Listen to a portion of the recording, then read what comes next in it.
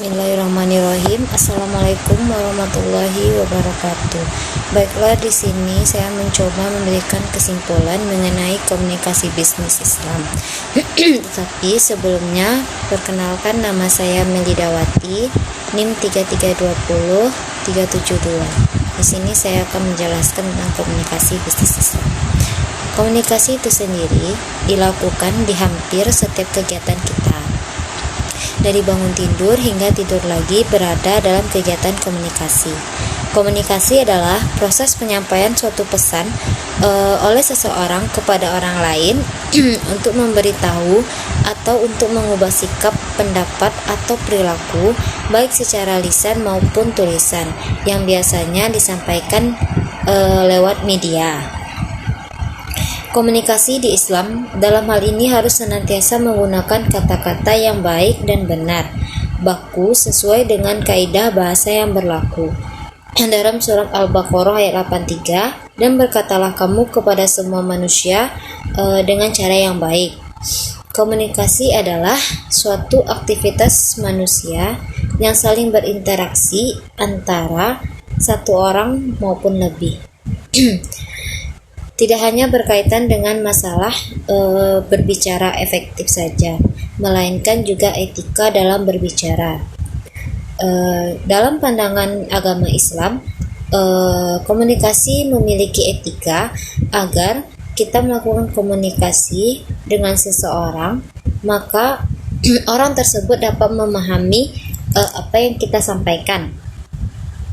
Komunikasi merupakan bagian yang tak terpisahkan dalam kehidupan manusia, karena segala gerak-gerik kita selalu disertai dalam komunikasi.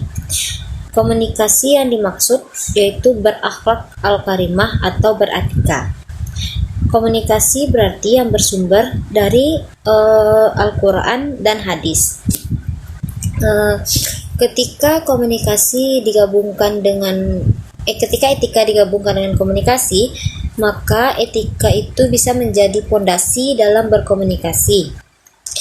Etika memberikan landasan moral dalam membangun terhadap semua sikap dan perilaku seseorang dalam berkomunikasi. Dengan demikian, tanpa etika, komunikasi tidak etis. Komunikasi bisnis dalam penyampaian informasi, komunikasi dapat diartikan ketika etika digabungkan dengan komunikasi, maka etika itu bisa menjadi pondasi dalam berkomunikasi. Etika memberikan landasan moral dalam membangun terhadap semua sikap dan perilaku seseorang dalam berkomunikasi. Dengan demikian, tanpa etika, komunikasi tidak etis. Komunikasi bisnis dalam penyampaian informasi, komunikasi dapat diartikan sebagai suatu komunikasi yang dilakukan secara verbal maupun non-verbal.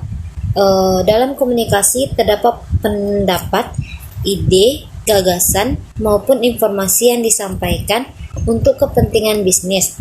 Misalnya, pembuatan strategi bisnis. Pada prakteknya, komunikasi dapat dilakukan secara personal maupun impersonal, seperti produk, harga, manfaat, dan cara menggunakannya. Dalam penyampaian informasi harus dilakukan secara menarik dan tidak terlalu panjang agar si penerima bisa memahami apa yang kita bicarakan. Selanjutnya yaitu komunikasi bisnis dalam melakukan kerjasama. Biasanya dibagi menjadi dua faktor, yaitu internal dan eksternal. Internal adalah suatu tim, kelompok yang bertugas mengawasi semua sistem perusahaan. Sedangkan eksternal ialah perusahaan yang biasanya komunikasi dalam melakukan kerjasama, komunikasi searah vertikal dan horizontal. Selanjutnya, dalam komunikasi kita harus bisa menyampaikan informasi secara jelas terhadap siapapun, tidak boleh mengurangi ataupun melebihkan informasi yang kita terima. Mungkin itu saja yang dapat saya simpulkan. Mohon maaf apabila ada kesalahan kata atau kekhilafan saya. Saya mohon maaf. Wabillahi taufik wal hidayah.